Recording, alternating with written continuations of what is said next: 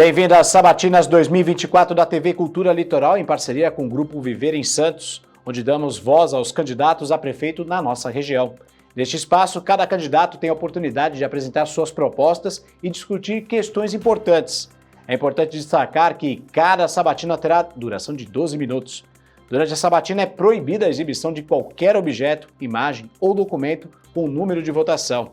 Apenas o plano de governo e anotações pessoais estão permitidos, sem apresentação de imagens ou outros conteúdos. Além disso, não será tolerada qualquer forma de agressão ou ofensa a outros candidatos.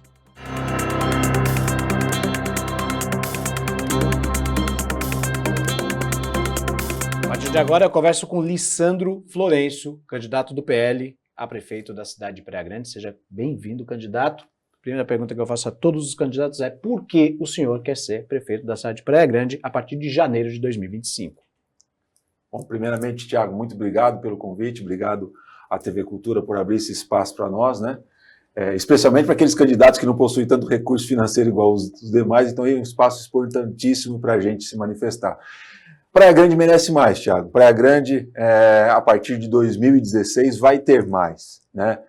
Praia Grande precisa melhorar a educação, Praia Grande precisa um ensino de tempo integral, crianças são relegadas a 2 horas e meia, 3 horas e meia ali de estudos por dia, a saúde de Praia Grande está caótica, o transporte público da cidade está completamente esquecido, zonas periféricas da nossa cidade abandonadas há mais de 30 anos, então nós precisamos mudar a cidade. Praia Grande precisa do novo, Praia Grande precisa gerar emprego, Praia Grande precisa mudar a matriz financeira da cidade.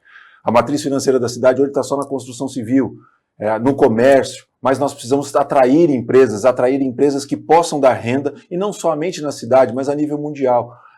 A parte total intelectual da cidade precisa mudar, nós precisamos investir efetivamente na educação, no transporte, na cultura, no lazer, no turismo da cidade que está abandonado, e somente um pouco grupo de pessoas que se beneficia de tudo aquilo que poderia e deveria se beneficiar da cidade. Sendo muito se fala do desenvolvimento da cidade de Praia Grande, uma das cidades que mais crescem no estado de São Paulo e também no país, mas temos dados do saneamento básico no município, dos quase 350 mil habitantes, 11 mil não têm acesso à água limpa e 61 mil não têm acesso a esgoto. Como é que o senhor pretende resolver esse problema? Tiago, a gente precisa ir para cima da Sabesp. Necessariamente você precisa ter uma atuação forte e enérgica junto à Sabesp, na cidade de Praia Grande, porque todas as praias da nossa cidade, infelizmente, dos quase 24 quilômetros de área de praia nós temos, pouquíssimas praias nossas estão abertas a banho. E é algo que não se divulga, né? Então, infelizmente, por quê? Porque simplesmente o esgoto não está sendo tratado. A cidade está sendo abandonada, e principalmente quem está na terceira região que mais sofre desse fato. E deveria ser beneficiado porque nós temos um deputado federal, nós temos deputados estaduais da região, então nós precisamos efetivamente ir para cima, para pressionar a Sabesp, pressionar o governo do estado de São Paulo para que o esgoto da nossa cidade seja tratado. E os que são mais prejudicados são aqueles que estão na terceira região, inclusive as crianças, não sejam prejudicadas. Na sua primeira resposta, você falou de matriz econômica, a cidade tem muita força na construção civil, comércio e, claro, turismo. Como atrair empresas, atrair investimentos para o município? Qual o planejamento do senhor? Na hora que você começa a investir na educação, e a educação da nossa cidade simplesmente está abandonada, na hora que você começa a investir na educação, você começa a atrair empresários. O setor de tecnologia hoje atrai mais de 900 mil vagas de emprego que não estão sendo preenchidas. Então, como é que você consegue atrair essa vaga de emprego? Mudando a forma que você vê a educação da sua cidade. Na hora que você começa a colocar e implementar uma educação em tempo integral, implementa 3 escolas cívico-militares, que a gente já tem a promessa de deputados que estão nos apoiando, de investir em 3 escolas cívico-militares, e aí você começa a investir nisso, você começa a mudar a sua matriz financeira da cidade, porque tem muito emprego. Só que nós precisamos capacitar a mão de obra que nós temos disponível na nossa cidade. Como é que você faz isso? Capacitando, requalificando a mão de obra existente na cidade. Já que o senhor falou de escola, a cidade de Praia Grande teve um caso lamentável no começo desse ano com a morte de um aluno numa escola estadual. Fala um pouquinho sobre o seu planejamento em educação. A educação que a gente defende é a educação em tempo integral. É necessário, né? Na parte da manhã, a criança tem que ter o café da manhã, tem que ter o almoço, tem o café da tarde. Melhorar a qualificação dos professores. Os professores estão abandonados na rede pública. O professor ele não recebe qualquer tipo de benefício se ele dá uma aula melhor. Se ele dá qualquer tipo de aula de qualquer jeito, ele vai ter o mesmo salário. Se ele dá a excelente aula, se ele se investe, se ele se dedica na melhoria e na qualificação dele, o mesmo salário. Se o aluno tem excelentes notas, é o mesmo salário. Se ele tem péssimas notas, é o mesmo salário. Como que você precisa pegar? Você precisa atuar diretamente na educação, juntamente à base de quem pega e ministra essa aula. E, num segundo momento, também atuar junto aos alunos.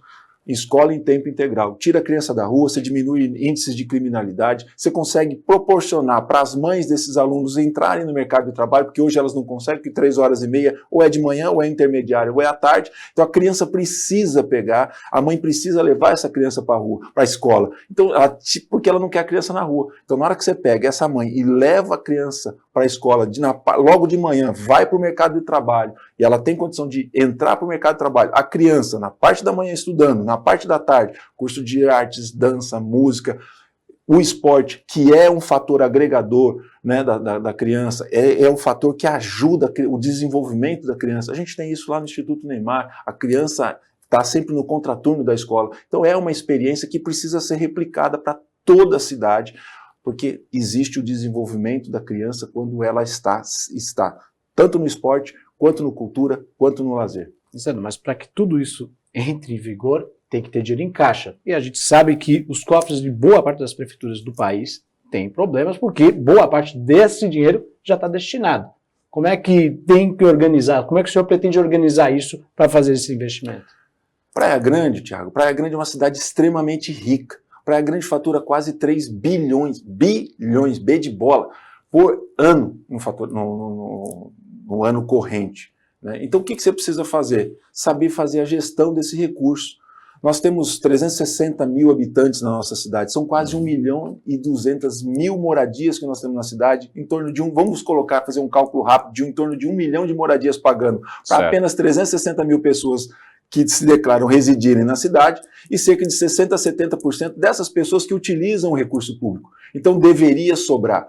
E sobraria se você parasse de fazer obras faraônicas. Gastou 15 milhões de reais numa cobertura lá na Vicente de Carvalho, 11 milhões de reais em fogos de artifício na festa no final de ano, 10 milhões de reais numa pracinha lá no Chafariz, ali na Tupi. E assim, se a gente for, 13 milhões de reais nos banheiros, aí em 18 banheiros, 760 mil reais cada banheiro de 60 metros quadrados. Então, ou seja, dinheiro tem. A questão que falta é olhar para quem mais precisa, olhar para os setores que mais precisam do investimento e do gasto público. Vamos falar de mobilidade urbana. A Via Expressa Sul é um dos locais que mais acidentes acontecem aqui no litoral de São Paulo. Existe uma preocupação em relação a isso. Sobre esse assunto, o que o senhor pode dizer? É um assunto que precisa de um estudo muito amplo, não é uma coisa tão fácil. Por quê? Quando foi construída a Expresso Sul, a pista de cima, ela pertence ao governo do estado de São Paulo. Só que era uma pista extremamente estreita. Os carros passam um muito próximo ao outro. Por isso que acontece muito acidente com as motos. Porque a moto que está passando entre os carros, ela não tem espaço. Caso qualquer carro dê qualquer viradinha, ele simplesmente vai atingir os demais. Então é um ponto muito sensível, que muitos acidentes acontecem. Tem moradores de rua que estão morando ali na marginal, nas vias marginais, ali nos acostamentos ali. Então a gente precisa entender como fazer, e aí só um estudo muito criterioso mostraria se essas motos deveriam ir para as laterais, para os corredores, fazer um corredor de moto nos corredores, ou fazer um corredor interno. Como fazer esse corredor interno? Precisa necessariamente, a gente vai brigar junto ao governador de estado para criar baias ali, porque quando acontece o acidente a via toda para, então você não tem uma baia de recuo, então precisam ser criadas pistas de baia de recuo. Tem muita coisa para ser feita na nossa cidade e a gente vai fazer. Transporte público, o senhor é a favor de tarifa zero? Eu sou a favor da tarifa zero, mas eu entendo que a tarifa não seria zero, mas a tarifa social, principalmente para aquelas pessoas que estão desempregadas, as pessoas que estão fazendo cursos de requalificação, os cursos de requalificação que eu te falei, as crianças, os adolescentes que estejam estudando, né?